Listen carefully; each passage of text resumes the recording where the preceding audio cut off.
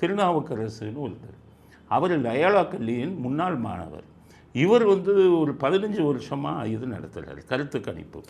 Loyola கல்லூரி கருத்து கணிப்புனாலே ஓரளவு நம்புவாங்க, சரியாக இருக்கும் அப்படின்னு. அதனால் ஒரு 15 வருஷமாக நடத்துகிறவர் இப்போ ஒரு உண்மையை சொல்லியிருக்கார். எந்த உண்மையை சொல்லியிருக்காருன்னா, இந்த தேர்தல் கருத்து கணிப்பில் 18 ஊடகங்களுக்கு வந்து பணம் கொடுக்கப்பட்டது, ஃப்ராடு பண்ணியிருக்காங்க. கட்சி பேரை நான் சொல்ல விரும்பலை.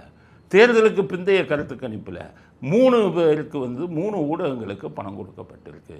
அதையும் நான் சொல்ல விரும்பலை. ஆனால் நான் பணம் வாங்கலைன்னு சொல்கிறேன். அவர் கொடுக்குற வாக்குமூலத்தை நீங்கள் கேளுங்க. குறிப்பாக இந்த தேர்தலில் கிட்டத்தட்ட திமுக, அதிமுக 18 சர்வேக்களை செட் பண்ணாங்க. ஸோ நான் இந்த நொடி வரை பணம் வாங்கலை. நான் ஆத்மாத்மா நேசிக்கக்கூடிய தொழில், நான் ஓப்பனாக சொல்கிறேன். ஆனால் இந்த 18 சர்வேக்களும் 2 பேர் செட் பண்ணி செய்யப்பட்டாங்க. அது முந்தைய ஓட்டு வாங்குறதுக்காக மக்கள்கிட்ட சிம்பிள் செய்கிற விஷயம். அதை கூட கடந்து போகும். ஆனால் பிந்தைய இதுலேயும் பார்த்தீங்கன்னா 3 சர்வே வந்து செட் செய்யப்பட்டிருக்காங்க. அந்த கட்சி பேரை சொல்ல வேண்டாம், விட்டுருவோம். ஆக இதில் வந்து கருத்து கணிப்பில் இந்த ஃப்ராடு நடந்திருக்கு. நீங்கள்லாம் நினைப்பீங்க தேர்தலுக்கு பிந்தைய கருத்து கணிப்பு இருக்க, அது என்னமோ இங்கே பெரிய இதை பண்ணுறான்னு சொல்லி எப்படியோ கண்டுபிடிக்க ஒன்றும் கிடையாது. உங்களுக்கு ஃபோன் பண்ணுவாங்க. அவன் எல்லாரும் வாக்காளர்கள் ஃபோன் நம்பர் வச்சுருப்பான். இந்த ஊடகங்கள் வாக்காளர் இதை வச்சுருந்து அதை அந்த திமுககாரன் அண்ணாதிமுக இவங்க கொடுத்துருவாங்க. திமுககாரன் தான் வச்சுருப்பான் எல்லாத்தையும். அந்த வீடுக்கு போகும்போது அதை வாங்கிடுவாங்க. வாங்கி தேர்தல் முடிஞ்சதுக்கப்புறம் பேருக்கு ஒரு 100 பேருக்கு ஃபோன் பண்ணால் யாருக்கு சார் ஓட்டு போட்டீங்க? இந்த தேர்தலில் ஒரு பெரிய மிஸ்ஃபயர் ஆகிருக்கு.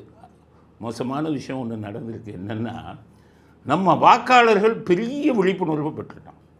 இதுக்கு முன்னாடி என்ன பண்ணுவான், 4000 ரூபா வாங்கிட்டு 3000 ரூபா வாங்கிட்டு ஓட்டு போட்டுக்கிட்டே இருந்தான்.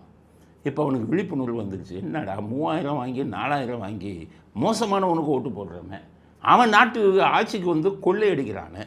இப்படி நம்ம முட்டாள்தனத்தினால இப்படி இதாகுது அப்படின்னுங்கிறது அவன் கொஞ்சம் யோசிச்சுட்டு என்ன பண்ணால் சரி அப்படின்ட்டு. அது அந்த டைமில் வெளிநாட்டுக்காரவங்கெல்லாம் வந்த உடனே யோசிச்சுட்டான். எல்லாம் திமுககாரன் கொடுத்த பணத்தையும் வாங்கிட்டான். ஒரு சில இடங்களில் அதிமுககாரங்களும் கொடுத்துருக்காங்க, வாங்கிட்டான். ஆனால் அத்தனை பேரும் ஒட்டு மொத்தமாக இவங்கிட்ட பணத்தை வாங்கிட்டு ஓட்டை விசிலுக்கு போட்டிருக்கான். எவ்வளோ விவரமாக பண்ணியிருக்கான் பாருங்க. நீங்கள் இது வந்து இந்த திமுகவை ஒழிக்கணுங்கிறதுல ரொம்ப விவரமாக இருந்திருக்காங்க அவங்கெல்லாம். அதனால் இந்த தேர்தலுக்கு பிந்தைய கருத்து கணிப்பில் இந்த ஊடகங்கள்லாம் ஃபோன் பண்ணுறான்ல, அவன் ஃபோன் எடுத்த உடனே யாருக்கு ஓட்டு போட்டிங்கன்னா, ஐயோ நம்ம திமுகவில் பணம் வாங்கியிருக்கோன்னு, நான் திமுகவுக்கு தான் ஓட்டு போட்டேன். மாற்றி சொன்னால் அவன் வந்து பணத்தை கேட்பானே அப்படின்னு விவரமாக சொல்லியிருக்கான். ஆக கருத்து கணிப்புக்காரனையே நமது தமிழ்நாடு வாக்காளன் ஏமாற்றிட்டான். கருத்து கணிப்புக்காரனுக்கே எல்லாத்துக்கும் பண்ணிட்டான். இந்த தடவை நம்ம தமிழ்நாடு வாக்காளன் ஓட்டை வாங்கிட்டு பணத்தை வாங்கிட்டு திமுகவுக்கு ஓட்டு போடல, பணத்தை வாங்கிட்டு திமுகவுக்கு ஆப்படிச்சிருக்கான்.